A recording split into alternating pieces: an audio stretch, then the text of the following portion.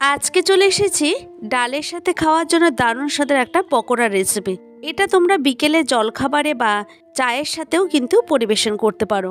ঘরে থাকা কিছু উপকরণ দিয়ে ঝটপট তৈরি করে নেওয়া যায়। যখনই মন চাইবে এইভাবে কিন্তু খুবই কম উপকরণে তোমরা বানিয়ে নিতে পারবে।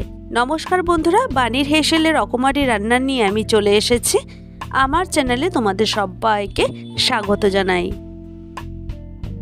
এই পকোড়াগুলি তৈরি করার প্রধান যে উপকরণ সেটা হলো সাবু। আমি এখানে সাবুটাকে আগের দিন ভিজিয়ে রেখেছিলাম, তারপর জলটাকে ঝরিয়ে নিয়েছি। এখন আমি এর মধ্যে দিয়ে দিচ্ছি 2 টেবিল চামচ মিহি করে কেটে রাখা পেঁয়াজ কুচি, দিচ্ছি 1 টেবিল চামচ লঙ্কা কুচি, দিচ্ছি এর মধ্যে কালারের জন্য সামান্য একটু কাশ্মীরি রেড চিলি পাউডার। এরপর এর মধ্যে দিয়ে দিলাম হলুদ গুঁড়ো 1/2 টিস্পুনের মতো। দিচ্ছি এর মধ্যে ভাজা মশলা, এখানে জিরে, ধনে আর শুকনো লঙ্কা আছে, শুকনো খোলায় ভেজে গুঁড়ো করে নিয়েছে। এবারে এর মধ্যে দিয়ে দিচ্ছে একটা দেখো ছোট সাইজের আলু। এখানে যেহেতু সাবুর পরিমাণটা কম আছে তাই একটা ছোট সাইজের আলু ব্যবহার করেছি। এরপর এর মধ্যে দিয়ে দিচ্ছি মিহি করে কেটে রাখা পেঁয়াজগুলি। এটা পুরোটাই অপশনাল, চাইলে দিতেও পারো, না হলে নাও দিতে পারো। এখন এর মধ্যে দিয়ে দিচ্ছি টেস্ট অনুযায়ী নুন।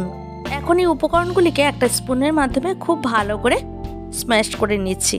আমি এখানে বাইন্ডিংয়ের জন্য আলুটা ব্যবহার করেছি, তোমরা চাইলে কিন্তু আলু ছাড়াও এই পকোড়াগুলি তৈরি করে নিতে পারো। তো এখন ভালো করে স্ম্যাশ করে নেওয়ার পর আমি একটু হাত দিয়ে আরও ভালো করে মেখে নিচ্ছি। এতে কিন্তু খুব সুন্দর একটা বাইন্ডিং তৈরি হবে।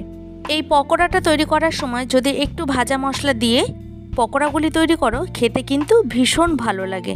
আমার এখানে মিশ্রণটি তৈরি করে নেওয়া হয়ে গেছে। আর এখানে যেহেতু সেদ্ধ আলু ব্যবহার করেছি তাই একটু দেখতেই পাচ্ছ সামান্য একটু জল ছাড়ছে। এক্ষেত্রে আমি কি করব, 2 চামচ, মানে আমি এখানে 2 টেবিল চামচের কথা বলছি, সেই চামচ মেপে একটু চালের গুঁড়ো দিয়ে দিচ্ছি। এতে কিন্তু যে এক্সট্রা যে জল সেটা কিন্তু পুরোটাই সোক করে নেবে আর একটা খুব সুন্দর একটা মিশ্রণ তৈরি হবে, একদম টাইট একটা মিশ্রণ তৈরি হবে। এতে পকোড়াগুলি খুব মুচমুচে হবে। তো আমার এখানে মিশ্রণটি তৈরি হয়ে গেছে।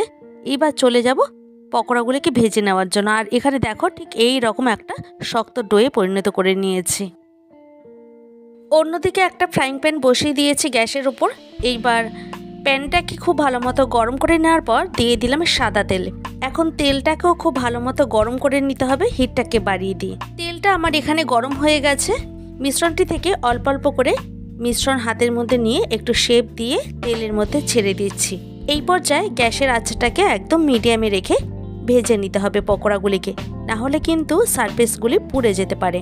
তো এখানে দেখো অল্প অল্প করে আমি মিশ্রণটি থেকে সমস্ত পকোড়া দিয়ে দিলাম। তোমরা এটা দুবারও ভেজে নিতে পারো। তো প্রায় 3 থেকে 3.5 মিনিটের মতো ভেজে নিয়ে উল্টে দিচ্ছি অন্য সাইডে হওয়ার জন্য। তো দেখো একটা একটা আমার জোড়া লেগে গেছে, তো একবারে আমি সমস্ত পকোড়াগুলিকে উল্টে দিলাম। এখন এইভাবে একটু ছাড়িয়ে নিচ্ছি। তো আমার এখানে দেখো অন্য সাইডটাও আমি প্রায় 2 থেকে 3 মিনিটের মতো লো আছে ভেজে নেব। একটু কালারটা চেঞ্জ হয়ে গেছে। এই পর্যায়ে এসে আমি আবারও উল্টে দিচ্ছি। এইভাবে উল্টে পাল্টে আমি ভেজে এখন তুলে নিচ্ছি। তৈরি হয়ে গেল দারুণ স্বাদের ডালের সাথে খাওয়ার জন্য মুচমুচে একটা পকোড়া রেসিপি। তো প্রথম ব্যাচে পকোড়াগুলিকে আমি তুলে নিয়েছি। এবার বাকি মিশ্রণটি থেকে আমি 2টো পকোড়া আছে সেটাকেও ভেজে নেব একই রকমভাবে। গ্যাসের আঁচটাকে মিডিয়ামে রেখে খুব ভালো করে ভেজে নিয়ে এখন তুলে নিচ্ছি। তৈরি হয়ে গেল দারুণ স্বাদের একটা রেসিপি। যদি আমার চ্যানেলে এই ধরনের আরও নিত্য নতুন ভিডিও পেতে চাও তাহলে অবশ্যই লাইক, কমেন্ট, শেয়ার করার অনুরোধ রইল। আর তোমাদের একটা লাইক আর একটা কমেন্ট কিন্তু আমাকে আরও নতুন ভিডিও তৈরি করার উৎসাহ জাগিয়ে তোলে। দেখা হবে অন্য কোনো ভিডিওতে। ভালো থাকবে প্রত্যেকেই, আর তোমরাও কিন্তু সবাইকে ভালো রেখো। আমার সঙ্গে এতক্ষণ থাকার জন্য তোমাদেরকে অসংখ্য ধন্যবাদ।